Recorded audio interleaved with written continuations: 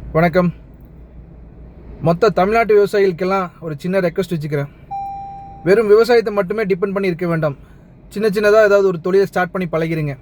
ஏன்னா எல்லா துறையில் இருக்கிறவங்களும் அவங்களோட லாபத்தை மட்டும்தான் நோக்கிட்டு போகிறாங்க.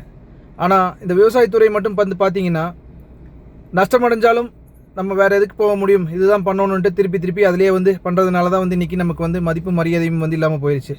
சரிங்களா? சொல்லப்போனால் ஒவ்வொருத்தரும் விவசாய பொருளை யூஸ் பண்ணிட்டு தான் இருக்கிறாங்க. டே பை டே ஒவ்வொரு செகண்டும் உயிர் வாழணுன்னா விவசாய பொருள் தேவைப்படுது. ஆனால் நம்ம விவசாய கடன் ரிலேட்டடாக போராட்டம் பண்ணுறப்போ விவசாயி மட்டும் தான் நின்றுருந்தாங்களே தவிர ஒரு பொதுமக்களோ, ஒரு கடைக்காரங்களோ, ஒரு டிபார்ட்மெண்டல் ஸ்டோர்காரங்களோ, ஒரு ஹோட்டல் இண்டஸ்ட்ரீஸோ, இல்லை மார்க்கெட்டில் இருக்கிற வியாபாரிகளோ, பெரிய சரிங்களா ஹோட்டலில் நம்மளை நம்பி இருக்கிற அந்த முதலாளிகள் யாருமே நமக்காக ஒரு சின்னதாக கூட பேச கிடையாது. பாவம் விவசாய கடனுக்கு தள்ளுபடி பண்ணுன்னு சொல்லிட்டுங்க. இன்றைக்கி எழுதி வச்சுக்கோங்க, இன்றைக்கி ரன் ஆகுது இல்லையா, எல்லா துறையுமே விவசாயம் சார்ந்ததாக இருக்குது. சரிங்களா? ஒரு துணிக்கடையாக இருந்தாலும் சரி, ஏன்னா விவசாயி பருத்தி உற்பத்தி பண்ணலைன்னா அந்த துணிக்கடையும் கிடையாது.